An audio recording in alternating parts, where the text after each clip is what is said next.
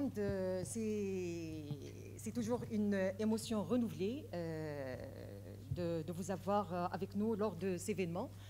Et cette fois-ci, c'est encore lourd, c'est une responsabilité lourde pour nous, parce que la première année, quand on a lancé MD Sahara à Dakhla, c'était un challenge pour nous. Et dans un premier temps, on a compté sur la présence de nos amis, les amis proches de Maroc Diplomatique.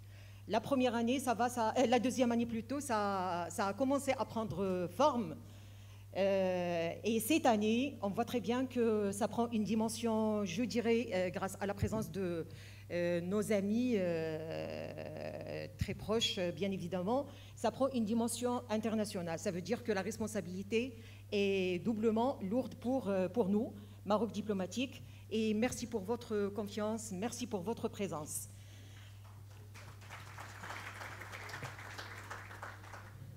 Messieurs les ministres, Excellences, Mesdames et Messieurs les ambassadeurs, Mesdames et Messieurs les directeurs généraux, honorables invités, c'est avec un profond respect et une immense fierté que nous vous accueillons pour la 3e édition de notre forum MD Sahara, qui se tient exceptionnellement cette année à Rabat, cœur vibrant de notre nation.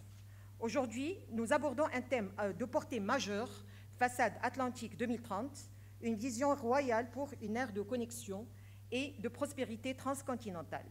Plus qu'un débat académique habituel, ce sujet se veut une vision stratégique audacieuse, un véritable cap vers l'avenir que nous aspirons à bâtir collectivement. En ces temps de transformation majeure et de défis globaux, la vision royale pour la façade atlantique transperce les frontières pour embrasser une ambition panafricaine en tissant des stratégies novatrices pour une prospérité partagée et une connectivité étendue. Lancée par Sa Majesté le roi Mohamed VI, que Dieu l'assiste, lors du 48e anniversaire de la Marche verte, cette initiative a marqué le début d'une nouvelle ère de coopération africaine, définissant un futur ambitieux pour une Afrique atlantique unie et prospère. Dans ce sens, dans son discours historique, le souverain a dévoilé l'un des projets les plus ambitieux de l'histoire moderne de l'Afrique, l'initiative atlantique.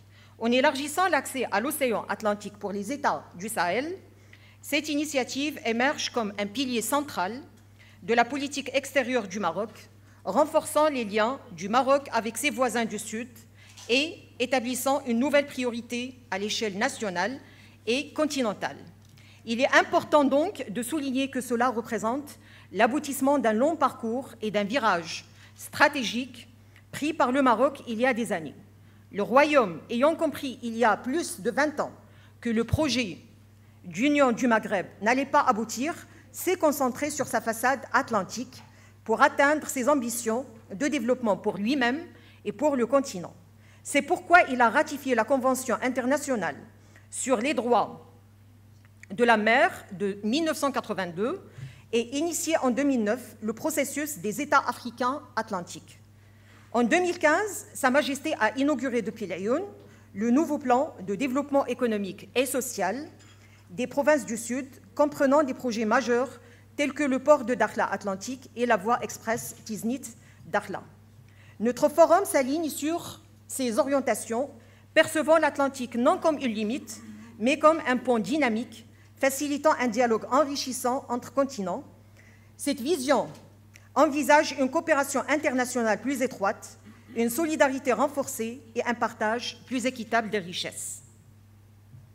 Dès lors, l'initiative royale marocaine inaugure un nouveau chapitre dans le développement africain en lançant une stratégie audacieuse qui insère l'intégration économique, la coopération régionale et la sécurité.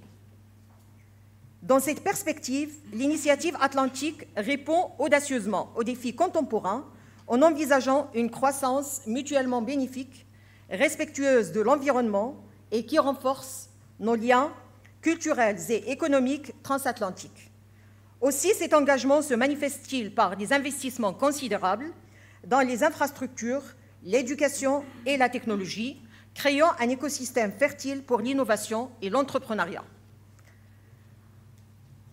On l'aura donc compris, sous l'égide visionnaire de Sa Majesté le roi Mohamed VI, que Dieu l'assiste, Le Maroc a revalorisé l'Atlantique en faisant de cet océan un emblème d'identité nationale et de renouveau stratégique, un espace dédié à la réflexion et à l'ambition. Au cœur donc de cette vision à la fois renouvelée et avant-gardiste se trouve une conviction profonde. Le développement est la clé de voûte de la prospérité du Sahel. D'autant plus que l'initiative royale, loin de se limiter à la reconnaissance des défis, s'emploie à forger des solutions durables et inclusives. Cette stratégie globale ambitionne une transformation profonde des économies du Sahel, orientant ces dernières vers un avenir où chaque État peut exploiter pleinement ses ressources. Et ce n'est pas tout. La façade atlantique africaine constitue un carrefour géopolitique vital, concentrant 46% de la population africaine, générant 55% du PIB du continent et 57% de son commerce, tout en débordant de ressources naturelles considérables. Les économies des pays côtiers, qui captent 60% des investissements étrangers directs, seront également dynamisées par cette initiative, consolidant de ce fait les liens entre cette région et le reste du monde. C'est dire que l'initiative royale, reflet du respect profond du Maroc pour l'Afrique et de sa volonté de soutenir le développement économique du continent, en particulier dans les régions du Sahel et du Sahara, aspire à une intégration véritable dans la région africaine de l'Atlantique. D'emblée, les pays du Sahel, aujourd'hui enclavés, se verront ouvrir des accès vers l'océan Atlantique, dépassant les simples considérations géographiques pour ouvrir des corridors commerciaux innovants avec des perspectives économiques prometteuses qui pourraient redéfinir le paysage économique et géostratégique de toute l'Afrique. Et c'est dans un effort complémentaire pour accroître la sécurité régionale que le Maroc a initié la création de l'Organisation du traité nord-atlantique africain, réunissant 21 pays lors d'un sommet à Rabat en juin 2022. Cette organisation vise à promouvoir un dialogue politique, renforcer la sécurité collective et lutter contre les menaces terroristes, tout en sécurisant des infrastructures clés. Je ne vais pas continuer et je ne vais pas lire la totalité de mon discours. Non, parce que je connais le mot de passe entre toi et moi. Quand Aziz commence à aller et venir, je comprends. Donc, merci beaucoup d'être venu. Merci de nous avoir fait confiance. Et je nous espère et je nous souhaite un forum aussi profond que l'Atlantique qui nous lie. Merci beaucoup.